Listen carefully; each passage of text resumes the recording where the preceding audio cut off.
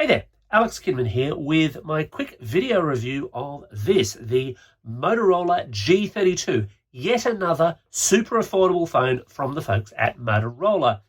And when I say yet another, that's because they've got a lot of affordable phones, which raises the question of whether or not this particular affordable phone is the one that you should buy.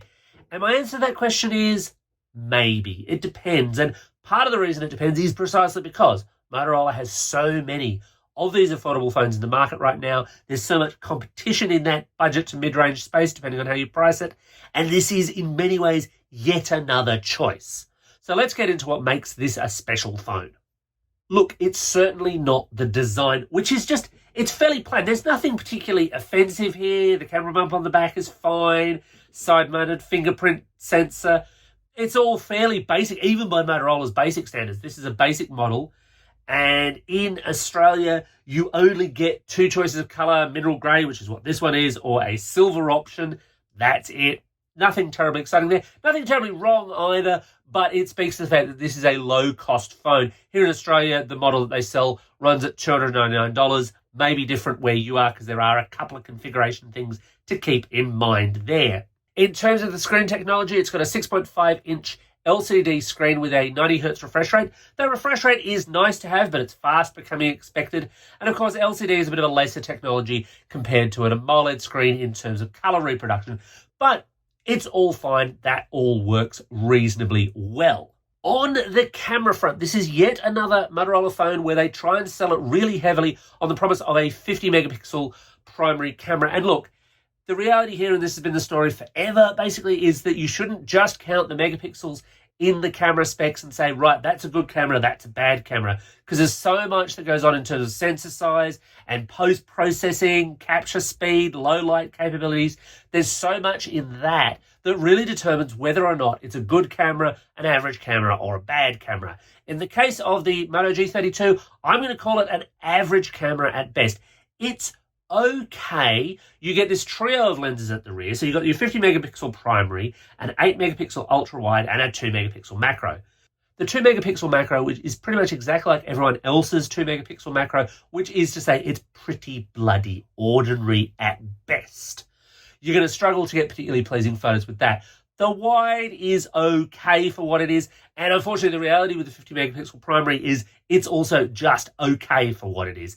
Nothing particularly exceptional here. You can certainly do a little bit better. And again, I was struck by the fact when I was researching this that a lot of the slightly older Moto phones, and I'm thinking here specifically of the G51 5G, for example, I've seen that at around the same kind of price as this phone. And that's a slightly nicer device with slightly better cameras. On the processing side, and this is where you might hit some differences with the models sold in your market.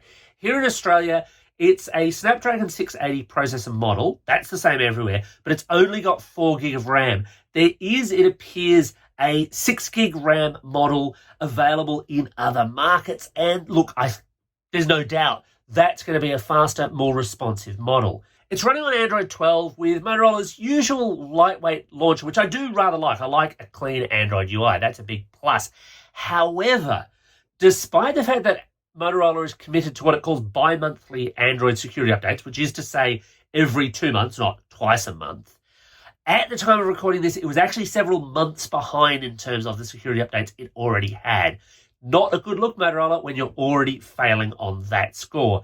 The only promise they've made for this handset as well is that it will see Android 13 at some point, but that's about it. And again, competitors in this space, Nokia is the obvious one, but Samsung's made some noise here as well, are starting to look towards multi-year promises for Android iOS upgrades.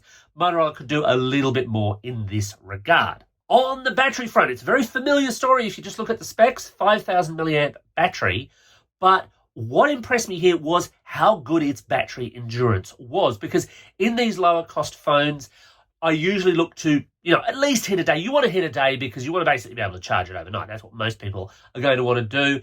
And this can very, very easily do this. This actually delivers really pleasing battery performance for a $299 phone. Now, some of that may come from the fact that it's a $299 phone, which is 4G only. There's no 5G on board here.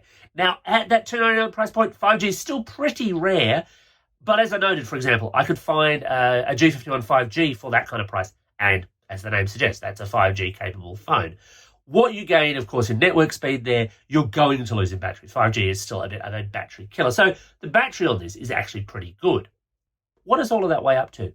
Well, what all of that weighs up to is that the G32 is a solid phone. It's a decent phone. It's fair value for money.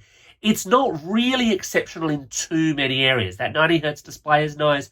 The battery life is fairly decent. It's a fair Android experience. It's not a terribly exciting Android experience. And in some ways, Motorola is a victim of the fact that it just keeps pumping out so many of these phones. And the ones that are slightly older and slightly better spec has started to drop down to the price point of this handset. That's probably the biggest challenge if you like your Motorola phones as to whether or not you should buy the G32. Anyway, that's my take on the Motorola G32. Got any questions? Anything you want to know? Let me know in the comments below. And as always, thanks for watching and hammer that subscribe button. Do it now.